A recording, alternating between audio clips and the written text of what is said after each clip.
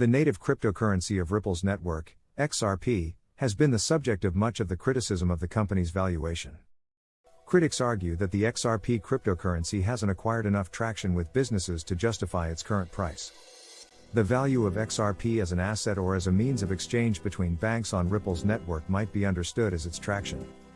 In fact, XRP's significance in Ripple's ecosystem has become a key determinant of Ripple's entire market valuation. XRP's utility within Ripple's network of goods, though, remains a mystery amid the general hullabaloo. Cross-border transactions currently take place between silos and disconnected technology systems. Ripple connects these systems through the Interledger Protocol, which allows payments to be routed through interconnected ledgers. Consider it to be similar to TCP/IP, the Internet protocol that allows different computers and systems to communicate with one another. The ledgers that make up this protocol can be part of the financial institution's own network or trusted nodes in a larger network. The overall system technology is intended to accelerate the speed with which cross-border transactions are processed. Interledgers do not solve the problem of pre-funding fiat currency in accounts for foreign exchange transfers, no matter how creative or forward-thinking their technology is. They are accounts kept by financial intermediaries, such as banks and money transfer services, at each end of a transaction to assure liquidity for their foreign currency transactions, and are known as Nostro and Vostro accounts. This is where XRP enters the picture. XRP is used in Ripple's products to ensure fast liquidity.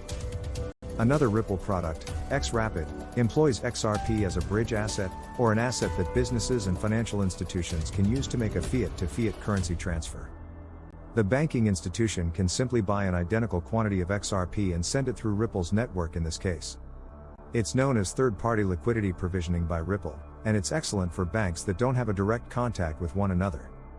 XRP is a cryptocurrency that can be used as a medium of exchange. Ripple's approach isn't a brand new idea. In fact, XRP's position in international markets is comparable to that of the United States dollar. The greenback, sometimes known as the US dollar, serves as a bridge currency for many international commerce transactions and currency conversions. It's especially helpful when converting currencies that aren't widely traded on international marketplaces. A conversion between, say, the Kyrgyz som and the Japanese yen would go through the US dollar. While it can also be utilized in Ripple's other two products, XCurrent and XVIA, XRP transactions in XRapid offer some advantages. XRP, according to Ripple CTO Stefan Thomas, is faster and cheaper than other digital assets, costing fractions of a penny and taking roughly 3 seconds per transaction. Two other benefits of XRP include the ability for banks to source liquidity on demand in real time without needing to pre-fund Nostro accounts. However, XRP transactions come with their own set of hazards. To begin with, XRP's status as a bridge asset means that financial institutions rely on Ripple to supply liquidity for transfers. Its supply and demand influence transfer value and act as a danger to the outside world. When you add the inherent dangers of using a cryptocurrency traded on unpredictable markets, the risk becomes even greater. Spikes or crashes in the value of XRP, for example, could obstruct transfers and boost or decrease their value. As a security token, XRP, the U.S. Securities and Exchange Commission, SEC, accused Ripple Lab executives Bradley Garlinghouse and Christian Larson of manipulating the XRP price by slowing or speeding up sales depending on market conditions in February 2018. Garlinghouse and Larson were accused by the SEC of creating information asymmetry that allowed them to continue selling XRP at a substantial risk to investors. The core of the charge was whether or not XRP could be classified as a security offering. Chris Giancarlo, the former chair of the Commodity Futures Trading Commission, stated in 2020 that XRP should not be classified as a securities offering because it did not meet the Howey test parameters. However, there was a possible conflict of interest because Giancarlo's law firm, Wilkie Farr and Gallagher LLP, was also working as Ripple's legal counsel. The SEC's lawsuit against Ripple is still ongoing as of September 2021. What is the best way to mine XRP? Most blockchain-based cryptocurrencies use a distributed verification technique called mining. It facilitates transactions and acts as a mechanism for introducing additional currency into a cryptocurrency system, typically as a reward for verifiers' efforts in maintaining the network. Bitcoin, for example, has a total supply cap of 21 million tokens, which are gradually distributed as more transactions are validated. XRP, on the other hand, was pre-mined, which means the XRP ledger generates 100 billion tokens that are then issued to the public on a regular basis.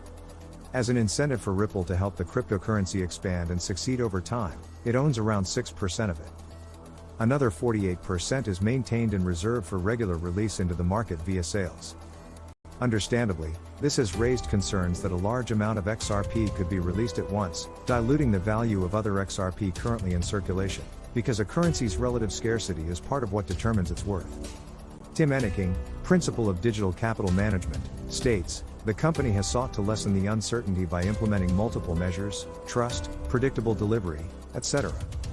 That distinction between mining and pre-mining may also be a reason for its clash with the SEC, as the SEC may view XRP as less of a currency and more of a security, similar to a stock, subject to different, tighter regulations. Final thoughts. In the end, XRP plays an important part in Ripple's activities and goods. The exact nature of that role, as well as the interdependencies and impact that may exist between the two, are unknown, and may never be known as long as cryptocurrencies are unregulated and their classification as a currency or investment remains ambiguous. Investing in cryptocurrencies and other initial coin offerings, ECOs, is extremely dangerous and speculative, and this article does not constitute an endorsement of cryptocurrencies or other ECOs by Investopedia or the author. Because each person's circumstance is different, you should always get advice from a knowledgeable specialist before making any financial decisions. Investopedia makes no guarantees or representations about the accuracy or timeliness of the information provided. The author owns 0.01 Bitcoin as of the day this post was written. With $100,000 in virtual cash, you may compete without risk. Use our free stock simulator to put your trading talents to the test. Compete against hundreds of other traders on Investopedia and trade your way to the top. Before you start risking your own money, practice trading in a simulated environment. Practice trading tactics so that you'll be prepared to enter the real market when the time comes.